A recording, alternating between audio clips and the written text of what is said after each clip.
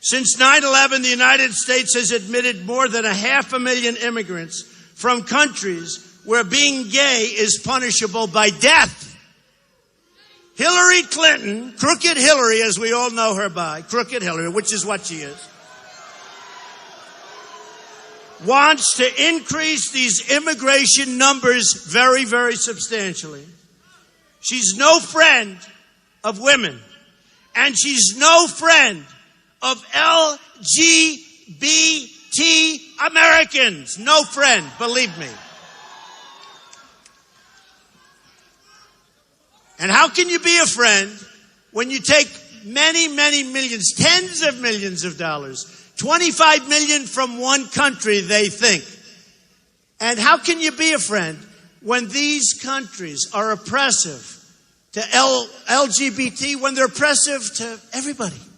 How can you be a friend? How can you be a friend to women when you take that kind of money from people that enslave women? How can you be a friend? And then women like Hillary better than Donald Trump? I don't think so. I'll be honest. I don't think so. I really don't think so.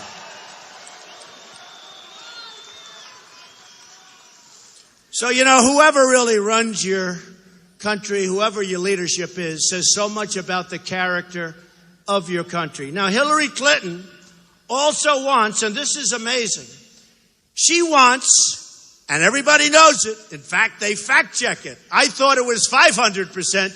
And this morning on television, they said Donald Trump is wrong. I said, oh, really? They said it's actually 550%. She wants a 550% increase in Syrian refugees coming into our country. Again, we don't know who they are. Where do they come from? This could be the all-time great version, modern day, of the Trojan horse, folks. Remember that. The Trojan horse. Hillary's plan for resettling hundreds of thousands of refugees will cost the United States hundreds of billions of dollars, which we don't have. We owe $19 trillion. We're going to $21 trillion. Now we're going to spend billions and billions of dollars in bringing in people that we don't know enough about. And what I want to do, let's get the Gulf states. We don't want to put up the money because we don't have any money. Our infrastructure's going to hell. Our country's going to hell. Our military is in such trouble. It's so unbelievably depleted. Our jet fighters are old. They need parts. They take them from plane graveyards and museums for our jet fighters. Terrible. So here's what we do. We've admitted 4 times more immigrants, remember this, than any other country in the world. We can't do this. We can't do this. Not surprisingly, wages for people working in our country, real wages, real numbers, haven't increased for 18 years. And then they wonder why I have packed houses all over the place.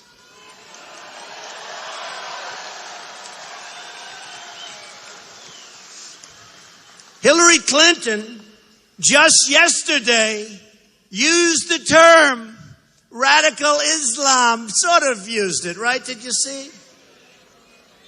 And they all said, oh, Trump forced her. I shouldn't be forcing anything. If you don't know what the term is, and if you don't discuss what the problem is, and if you can't say the real name, we have a radical Islamic terrorism problem, folks.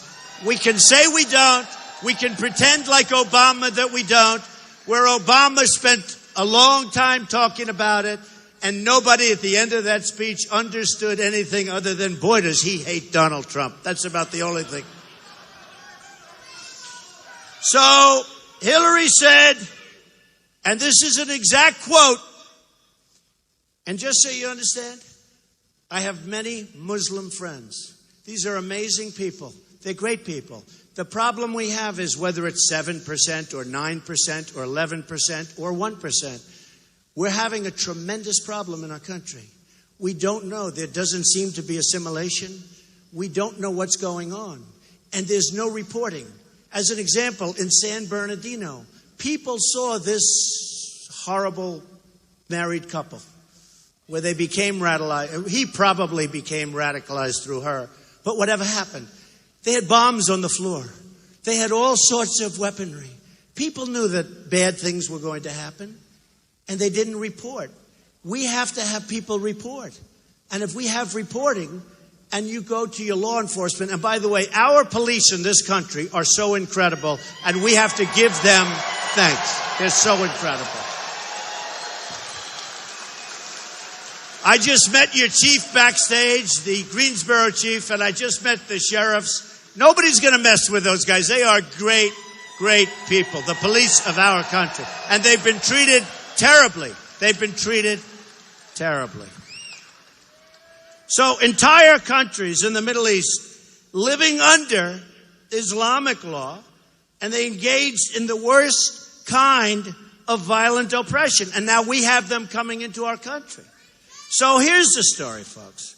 We have a woman, Hillary Clinton. She's got bad judgment. Bernie Sanders said she can't be president because she has bad judgment, right? Bad judgment. She doesn't have the temperament. You know, she'll sometimes say, I don't like Donald Trump's tone. She always reads off teleprompters. I don't like, oh, wait a minute. Oh, yeah. I don't like Donald Trump's tone. I don't like his temperament. Let me tell you, folks. I built a great company, unbelievable company. I filed the papers. They're unbelievable. These dishonest people in the back. In fact, we just took, they are so dishonest. They're so dishonest, we just took the press credentials away. I love it. We just took the press credentials away from the dishonest Washington Post. I said, you know, I said, why should I have people following me around, sitting up there like big shots, and they write very untruthful stories. They write very untruthful stories. So I did it with the Washington Post. I'm so happy. I don't know where they held. I said, you can come in. Where's the Washington Post? They're probably somewhere. Maybe they're in the back bleachers. I don't know. Okay. Now look, our federal authorities spend billions of dollars and deploy thousands of agents tracking and disrupting terrorist plots from people that are not really up to any good.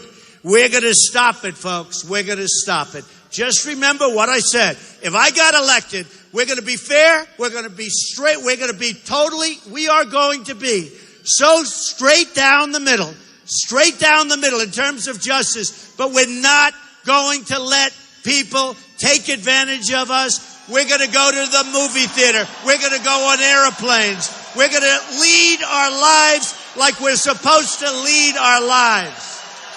We're going to be straight down the middle. Everything's going to be fair. There's going to be total justice. But we can't continue to live this way. We can't continue to live this way. People are going to be afraid to go out. They already are. I mean, if you think you feel safer now than you did 8 years ago, I think there's probably not anybody in this room that feels that way.